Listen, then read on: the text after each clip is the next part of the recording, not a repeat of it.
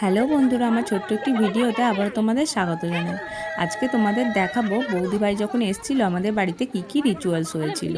দেখো, বৌদি ভাই এদিকে ঢুকছে আর এদিকে কিন্তু আমাদের সব জিনিসপত্র একদম রেডি। পিসিমণিও কিন্তু রেডি হয়ে গেছে বৌদি ভাইকে ভালো করে বরণ করে ঘরে তোলবার জন্য। দেখো আমাদের এখানে কি কি নিয়ম নীতি হয়, এইভাবে কিন্তু বরণ করে তোলা হয়। পীরের ওপর দাঁড়িয়ে তারপর বরণ করানো হয়। কোমরে কিন্তু আগে কলসি দেয়া হতো, এখন ঘট দেয়া হয়। আর হাতে ধরিয়ে দেয়া হয় কাঁচা মাছ। আমাদের ওখানে কিন্তু জ্যান্ত মাছ দেয়া হয়, কিন্তু পিসিমণির বাড়িতে দেওয়া হচ্ছে কাটা মাছের লেজা। এটাই নাকি পিসিমণির বাড়ির নিয়ম। বৌদি ভাই দেখো গৃহপ্রবেশের জন্য রেডি। আমাদের দুধে আলতার থালাও রেডি, আর কাপড়ও কিন্তু রেডি।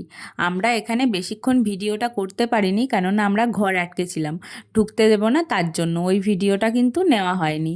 এরপরে দাদা আর বৌদি ভাইকে কিন্তু বসানো হয়েছিল।